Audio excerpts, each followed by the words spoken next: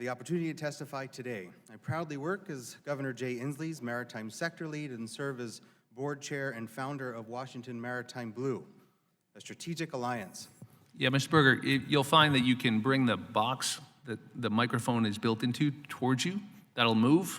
There you go. And if you can speak into it, it'll help the members a great deal. Thank you, sir. Sorry for the interruption. Can I start from the beginning for you? If you want, if you could just bring that microphone right towards you, sir, it'll move as well. Perfect. There you go. So I serve as Governor Jay Inslee's Maritime Sector Lead and Board Chair of Washington Maritime Blue. It's a strategic alliance for multi-sector stakeholders charged to implement Washington State's strategy for the blue economy. It is a plan to accelerate innovation, investment, and sustainability in the maritime and ocean sectors. I've submitted written testimony that outlines the details of our state's plan and our implementation strategy.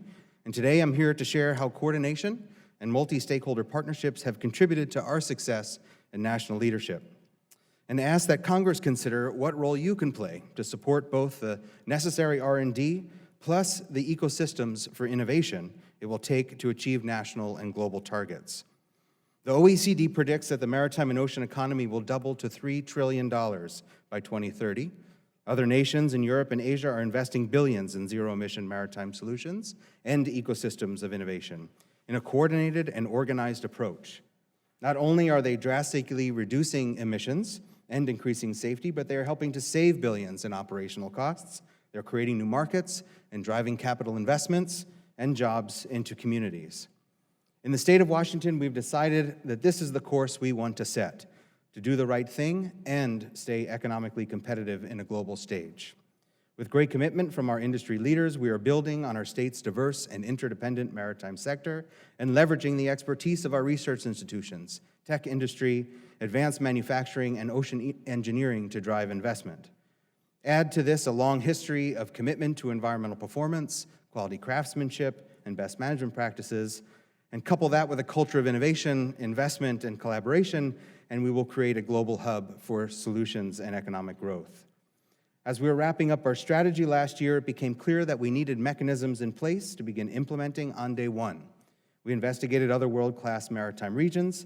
What we consistently found was an organized approach to bring together what we call the quadruple helix of innovation clusters: government, industry, research institutions, and in our case, workforce and community-based organizations, all partnering together. The day we released the strategy, we launched Washington Maritime Blue in exactly that vein. In its first year, we have grown to over 75 members from multiple sectors, all invested in Washington's maritime and ocean economy. Often direct competitors are in the room collaborating to grow collective markets through standardization and technology transfer. They're working together. Over the last year, we've completed a capital landscape study for investments. We're supporting the electrification of the Washington State ferry system through supplier engagement. We have funded an innovation center and are kicking off a Maritime Blue Innovation Accelerator with 11 companies. We're conducting a feasibility study and a triple bottom line decision-making tool for a zero-emission pilot boat and facilitating at least 2 other joint innovation projects to develop zero-emission vessels. But despite this incredible leadership our industry stakeholders have taken, they cannot do it alone.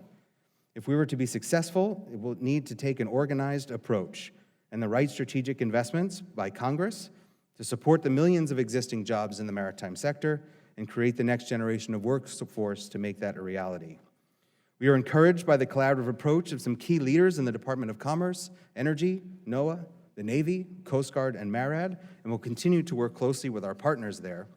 However, to maintain momentum and stay competitive, we need Congress to support a national network of maritime and ocean clusters.